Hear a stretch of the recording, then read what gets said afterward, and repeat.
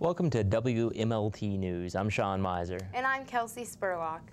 The election is fast approaching, and not just at the national level. This year, West Virginia has the chance to choose who will be their governor for the next 4 years.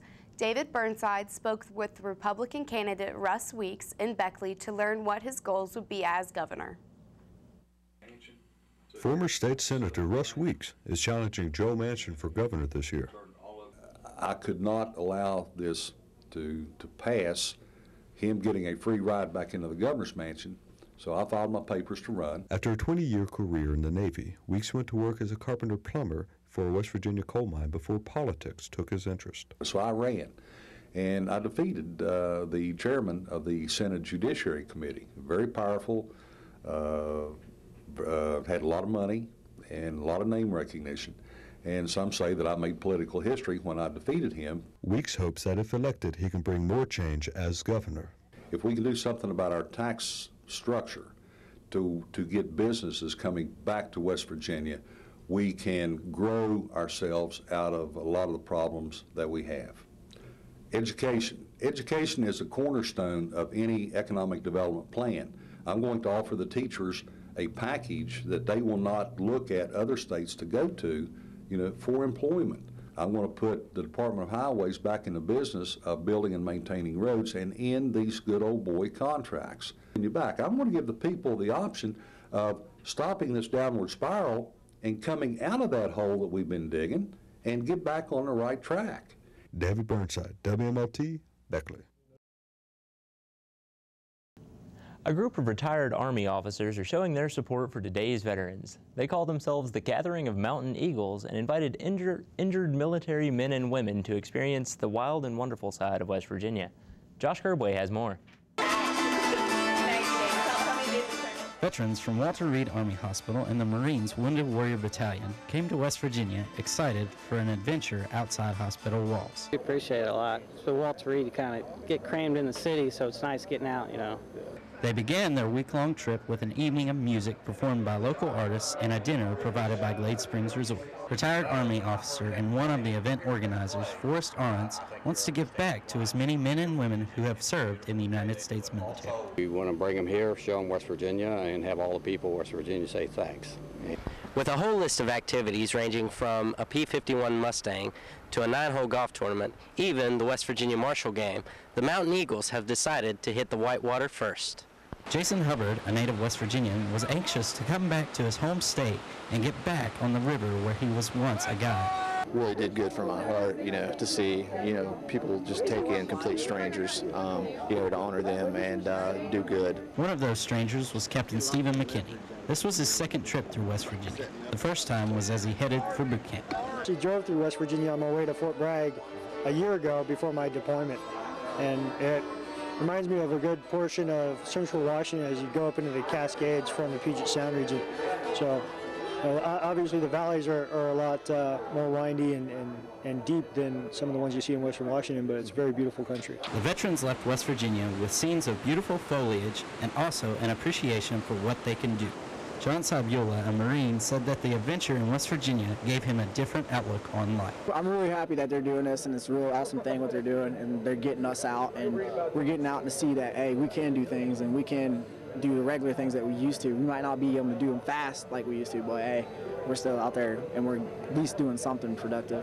Making a difference in just a few veterans' lives is what motivates Forrest Arntz to continue gathering Mountain Eagles. As long as we're living, so that's how long we're going to do it. Josh Kerbway, WMLT News, Athens. Concord has yet another soon-coming upgrade in the works. A new gazebo is being constructed above the valley behind the Student Center. It is planned to be finished soon after Halloween. We talked to Marshall Campbell to find out more. The gazebo project is underway, as you can see. We're probably, I would say, about halfway through. We broke ground back in September. This is a project that has been on the books for probably 2.5 to 3 years. It originally started with money from the Student Government Association. They gave a gift at the end of the year for a picnic shelter to be built. and so that's what this is. Additional money was added by the university to be able to build it. As you can see, they have now laid the foundation and have the vertical columns or posts up. The roof will have a similar top to it like Ray Hall. Our hope is that it will be finished by the end of October. Thanks to a grant provided by the West Virginia Higher Education Policy Commission, Concord, along with 300 other universities nationwide, has adopted the online tutoring system known as Smart Thinking. Smart Thinking is a 24/7 electronic tutoring service which allows you to connect with an eStructure certified tutor who usually has a master's degree or PhD graduate in their subject-related field. Smart Thinking provides tutoring in mathematics, biology, chemistry, accounting, finance, statistics, Spanish, and writing. Smart Thinking is being used in conjunction with Concord's Academic Success Center that was launched this last year in order to better benefit students in learning and completing their degree. Every day in America, 7,000 teens drop out of high school and keep themselves from the hope of a successful future.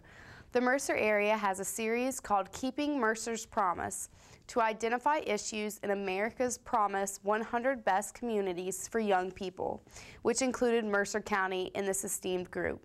They are working to decrease the amount of local dropouts. Mercer County currently has a dropout rate of nearly 4%. They plan to make that statistic smaller in future years. America's Promise Alliance has formed specific strategies to lower the amount of high school dropouts. They also point out the main reason for dropping out of school, including prior absenteeism, lack of motivation, conflicts with teachers, pregnancy, and poverty. And it's time again for this week's Concord Minute. Here's Marilee McAuliffe. Thanks, Sean. Concord's football coach, Greg Quick, starts a new weekly radio show airing Tuesdays from the Jerry Beasley Student Center from 6 to 7 p.m. It's hosted by announcer Kyle Cooper, and the show will cover game recaps, previews of upcoming games, and interviews with student athletes and coaches. A new course has been added to Concord's class schedule. Dr. Charles Bridgeford will be instructing the Parliamentary Procedures course. This course will teach students several topics involved with running organizations, assemblies, and meetings.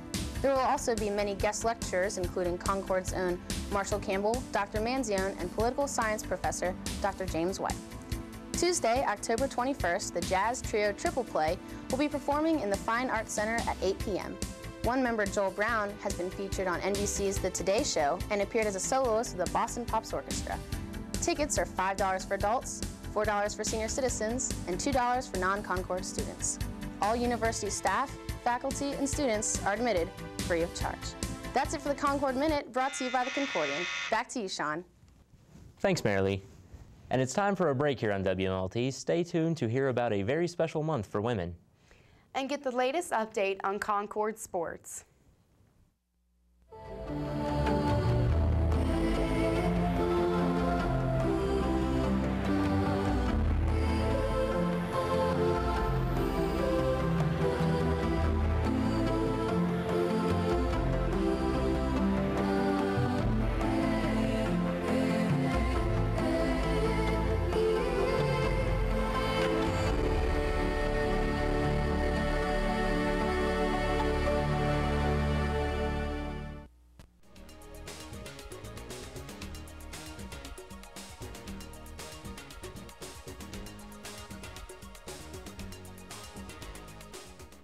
October is always an exciting month in southern West Virginia, but it's even more special because October is the month when students around campus raise money for Breast Cancer Awareness Month. Around campus, students are setting up tables and selling t-shirts, mammary-shaped cookies, and pink ribbons. WMLT News is here to remind all young and old women that breast cancer, though fatal, is very treatable, and survivors report a high quality of life after treatment. Please make an appointment for a mammogram with your local gynecological office for regular checkups. For more information on breast cancer, you can go to www.nbcam.com. Homecoming 2008 kicked off this week with a great start. Its billboards started popping up all over campus early on Monday morning, rallying for votes for the different candidates. The activities planned by the Homecoming Committee seem to be taking the bull by the horns for Concord students. Through the week, the candidates will be campaigning all over campus, and as is tradition here at Concord, candidates will be handing out candies in hopes of receiving votes in their favor. Students have quite a bit to look forward to this week, and one of those students is Evan Garcia. I'm really excited about homecoming. There's going to be a lot of alumni coming in. That's the thing that excites me the most.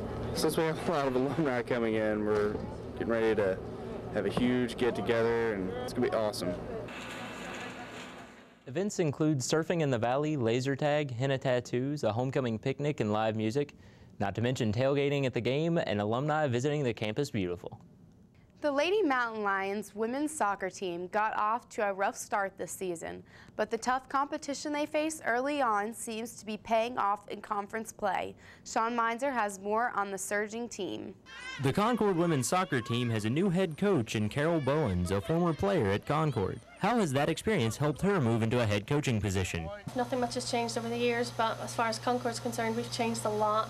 And it's just playing to our strengths and playing against other teams. And as a player playing there, obviously, I'm a bit more passionate as a strange coach coming in to work with things here. So, I mean, it means a lot to me.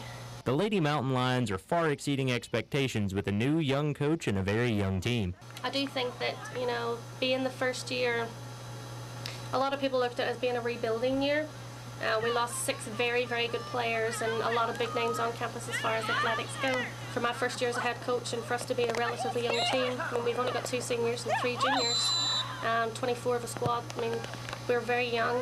Obviously, I'm a young coach and I feel that we're able to contribute more than a lot of outsiders would have anticipated it to be. Concord has only 3 conference games remaining and currently sit at 2nd place in the WVAC behind undefeated and nationally ranked West Virginia Wesleyan. What is the key to this team's success? I think just playing the way we've been playing and playing with confidence and just going out and playing soccer, just having fun. With not much time left in the season, this team is in very good position to compete for a conference championship. For WMLT, I'm Sean Meinzer. Red, yellow, and orange, the colors of the season. Many people enjoy the changing of the leaves and take the opportunity to do a little leaf peeping tourism. You don't have to go far to enjoy the changing of the leaves. You can take a walk in a local park or have a scenic drive. The peak time to enjoy leaf in our area is mid-October. From Beckley, West Virginia, Old School Abbey is getting their chance at making it big. In 2005, 3 Concord students formed Old School Abbey, which was an instant success around campus. The band received national attention, receiving a key sponsorship deal from Budweiser, which introduced them to producer David Simon Baker, who will be recording their 2nd album in California this month. Working with Baker, who has produced with other names such as Jack Johnson and ALO, has the band excited. We're very lucky to play for them, much less have him as a producer. Judging from his past few albums, we're ready for a #1 album. I think we can do it. I think we could have possibly the #1 album in the country. That's all we had today. Tune in 2 weeks for more WMLT. For Sean Meinzer and the rest of WMLT, I'm Kelsey Spurlock.